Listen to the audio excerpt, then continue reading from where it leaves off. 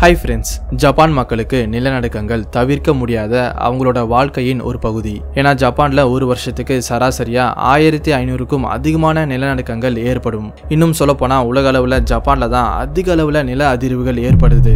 இதுல அதிகபட்சமா அந்த அளவுக்கு ஆபத்தானதா இல்லாம இருந்தாலும் எப்பயாவது வரும் பயங்கரமான பூகம்பங்கள் ஜப்பான் நாட்டையே தலைகீழா திருப்பி போடும். இதுக்கான உதாரணம் 2011ல வந்த 9 ரிக்டர் அளவிலான பூகம்பம். ஸ்டாட்டிஸ்டிக்ஸ் என்ன சொல்லுதுன்னா கடந்த 100 ஆண்டுகளில் ஜப்பான் உலகின் ரொம்ப மோசமான பூகம்பங்களை சந்திச்சிருக்குன்னு. எதுக்காக ஜப்பான்ல இந்த அளவுக்கு அதிகமான நிலநடுக்கங்கள் ஏற்படுது, இதுக்கான காரணம் என்ன, இதை பத்தி இன்னைக்கு இந்த வீடியோல டீட்டெயில்டா சொல்ல போறேன். கண்டிப்பா இந்த வீடியோ ரொம்ப சுவாரஸ்யமா இருக்க போகுது. இந்த வீடியோ பிடிச்சிருந்தா லைக் பண்ணுங்க, மறக்காம நம்ம சேனலை சப்ஸ்கிரைப் பண்ணி சப்போர்ட் பண்ணுங்க. ஏன்னா உங்களோட சப்போர்ட் எங்களோட வளர்ச்சிக்கு ரொம்ப முக்கியம். சரி வாங்க லேட் பண்ணாம லெட்ஸ் கெட் ஸ்டார்டட். உலகத்தில் நடக்கிற அதிகமான எர்த்குவைக்ஸ்க்கு பெசிபிக் ரிங் ஆஃப் ஃபயர் அப்படிங்கிற டெக்டானிக் பெல்ட் தான் காரணம். இதுக்கு சர்க்கம் பெசிபிக் பெல்ட் அப்படிங்கிற இன்னொரு பெயர் கூட இருக்கு. இது பெசிபிக் பெருங்கடலில் சுமார் 40,000 கிலோமீட்டர் பரவி இருக்கும் ஒரு ஆபத்தான பாதை. ரிங் ஆஃப் ஃபயர்ல ஏறக்குறைய 450 எரிமலைகள் இருக்கு. இது உலகின் மொத்த எரிமலைகளில் 75%க்கும் அதிகம். இதுல 260க்கும் அதிகமான எரிமலைகள் ஜப்பான்ல தான் இருக்கு. இந்த ரிங் ஆஃப் ஃபயர் நியூசிலாந்தில் தொடங்கி ஜப்பான், இந்தோனேஷியா, அலாஸ்கா மற்றும் அமெரிக்கா வரை பரவி இருக்கு. உலகின் 90% பூகம்பங்கள் இந்த குறிப்பிட்ட ரிங் ஆஃப் ஃபயர்ல தான் ஏற்படுது. இந்த உலகத்துல மொத்தமா 7 டெக்டானிக் பிளேட்ஸ் இருக்கு. இதுல 4 டெக்டானிக் பிளேட்ஸ் ரிங் ஆஃப் ஃபயர்லயும் இருக்கு. அதாவது Pacific plate, North American plate, Philippine plate மற்றும் யூரேஷியன் பிளேட். இது மேலதான் ஜப்பான் அமர்ந்து இருக்கு. அதனால ஜப்பான்ல அதிக அளவுல பூகம்பங்கள் ஏற்பட இதுவும் ஒரு முக்கியமான காரணமா இருக்கு. பெசிபிக் பிளேட் தென்கிழக்கு பகுதி, அதாவது நார்த் அமெரிக்கா மற்றும் நியூசிலாந்து வரைக்கும் பரவி இருக்கு. பிலிப்பைன்ஸ் பிளேட் தென்கிழக்கு ஏசியாவிலிருந்து பிரிந்து வடமேற்கு ஜப்பான் முழுவதும் பரவி இருக்கும் யூரேஷியன் பிளேட்டை சந்திக்கும். அதே போல நார்த் அமெரிக்கன் பிளேட் அலாஸ்காவிலிருந்து அமெரிக்காவின் மேற்கு கடற்கரை வரைக்கும் பரவி இருக்கு. அதனால இந்த ரிங் ஆஃப் ஃபயர்ல இருக்கும் நாடுகள் அதிகமான பூகம்பங்கள் மற்றும் சுனாமிகளை சந்திக்கும். ஜப்பான், சைனா, இந்தோனேஷியா, பெரு, சிலி, அமெரிக்கா மற்றும் நியூசிலாந்து மாதிரியான நாடுகளில் வழக்கமான பூகம்பங்கள் பதிவு செய்யப்படும். ஆனா சில சமயத்துல ஆபத்தான பூகம்பங்கள் கூட ஏற்படும். எர்த்ஸ் கிரஸ்ட், அதாவது பூமியின் மேலோடு திக் டெக்டானிக் பிளேட்ஸால ஆனது. இந்த பிளேட்ஸ் 50லிருந்து 125 கிலோமீட்டர் திக்னஸ் வரை இருக்கும். ஜப்பான் கடலுக்கடியில் இருக்கும் டெக்டானிக் பிளேட்ஸின் திக்னஸ் சுமார் 50லிருந்து 100 கிலோமீட்டர் வரை இருக்கும். பூமியின் நேச்சுரல் மூவ்மெண்ட் காரணமா இந்த டெக்டானிக் பிளேட்ஸ் கான்ஸ்டன்ட் மூவ்மெண்ட்ல இருக்கும். பொதுவா இந்த மூவ்மெண்ட் குறைவாக, அதாவது சில சென்டிமீட்டர்ஸ்ல தான் இருக்கும். ஆனா இந்த பிளேட்ஸின் திசை மற்றும் வேகம் வித்தியாசமா இருக்கும். அப்படி எதனா 2 டெக்டானிக் பிளேட்ஸ் ஒன்னா சேரும்போது அதோட விளைவுகள் அதிகமா நிலத்தில் தான் விழும்.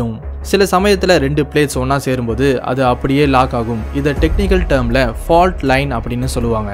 இந்த மாதிரியான சமயத்துல அந்த குறிப்பிட்ட இடத்துல பெரிய அளவிலான அழுத்தம் உருவாகும். ஒருவேளை பூமியின் ஃபால்ட் லைனால அந்த கடுமையான ஃப்ரிக்ஷனை தடுக்க முடியாம போனா அப்போ பூகம்பம் ஏற்படும். இந்த சம்பவம் கடலுக்கு அடியில் நடந்தா அது சுனாமிக்கு வழிவகுக்கும்.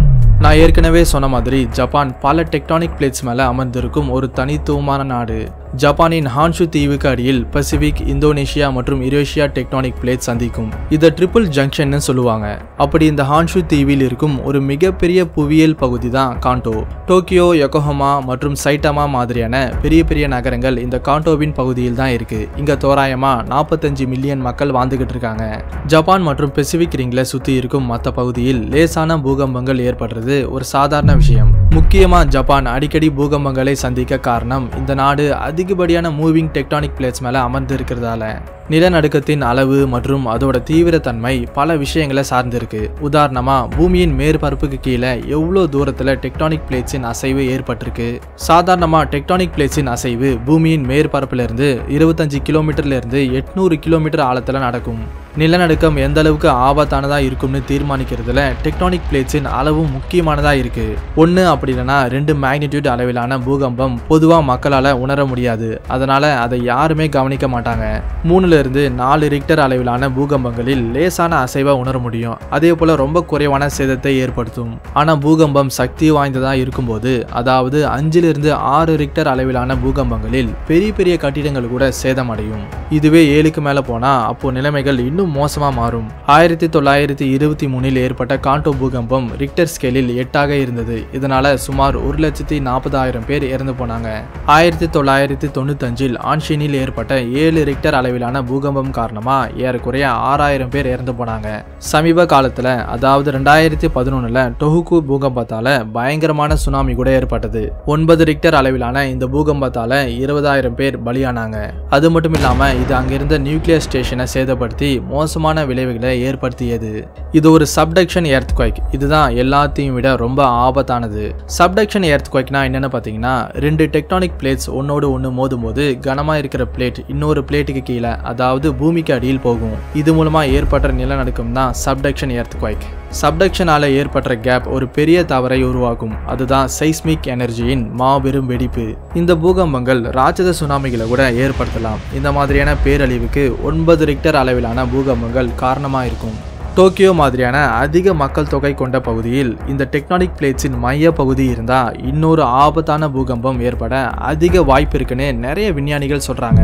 நீங்க எப்பயாவது டோக்கியோ நகரத்துக்கு போனா அங்க இருக்கிற பிரம்மாண்டமான ஸ்கை ஸ்கிரேப்பர்ஸ் மற்றும் கடலின் அழகை ரசிக்க முடியும். ஆனா பூகம்பங்கள் அதிகமா இருக்கிற பகுதியில் இந்த மாதிரியான கட்டமைப்பு கொண்ட இடத்துல வாழ்றது கொஞ்சம் ஆபத்தானது. அதனாலதான் ஜப்பான் அரசாங்கம் கட்டுமான விஷயத்துல எப்பவுமே ரொம்ப கவனமா இருப்பாங்க. 1995ல ஜப்பானின் கோபி நகரத்தை தாக்கிய பயங்கரமான நிலநடுக்கத்துக்கு அப்புறம் தான் கட்டிடங்களை பாதுகாப்பானதா அதாவது நிலநடுக்கத்தை தாங்கக்கூடிய அளவுக்கு அட்வான்ஸ்டு டெக்னாலஜியை பயன்படுத்தி கட்ட ஆரம்பிச்சாங்க. இவங்க வெறும் நிலநடுக்கத்தை தாங்கக்கூடிய வகையில கட்டாம நிலநடுக்கத்துக்கு அப்புறம் கூட பாதுகாப்பா பயன்படுத்துற வகையில கட்டிடங்களை கட்டினாங்க. பேஸ் ஐசோலேஷன் அப்படிங்கிற ப்ராசஸை பயன்படுத்தி ஜப்பான் எர்த்குவைக் ப்ரூஃப் பில்டிங்ஸை கட்ட ஆரம்பிச்சாங்க. இந்த ப்ராசஸ்ல ஒரு கட்டிடத்தின் அடித்தளத்துக்கு கீழே ரப்பர் பேட்ஸ் அப்படி இல்லைன்னா ஃபிளெக்சிபிள் பேரிங்ஸ் பொருத்தப்படும். இது பூகம்பத்தால ஏற்படுற அதிகப்படியான வைப்ரேஷன்ஸை உறிஞ்சி எடுத்துக்கும். அது மட்டும் இல்லாம ஒரு கட்டிடத்தின் டாப்ல இருந்து பாட்டம் வரைக்கும் மோஷன் டேம்பர்ஸ் பொருத்தப்படும். இது கட்டிடம் முழுவதும் ஏற்படுற வைப்ரேஷன்ஸை குறைக்கும். இதுக்கு சம்பந்தப்பட்ட கைட்லைன்ஸ் மற்றும் ரெகுலேஷன்ஸ் இந்த நாடு முழுவதும் இருக்கிற சின்ன பில்டிங்ஸ்ல இருந்து பெரிய நகரங்களில் இருக்கிற உயரமான பில்டிங்ஸ் வரை கண்டிப்பா செயல்படுத்தப்படுது.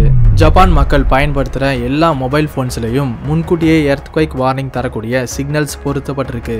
இது பூகம்பம் ஏற்படுறதுக்கு கிட்டத்தட்ட 20 வினாடிகளுக்கு முன்னாடியே ஆபத்து வளையத்துக்குள்ளே இருக்கிற மக்களை எச்சரிக்கும். இந்த 20 வினாடிகளில் என்ன செய்ய முடியும்னு நீங்க யோசிக்கலாம். குறைந்தபட்சம் பாதுகாப்பான இடத்துக்கு தப்பிக்க கண்டிப்பா இந்த நேரம் உதவியா இருக்கும்.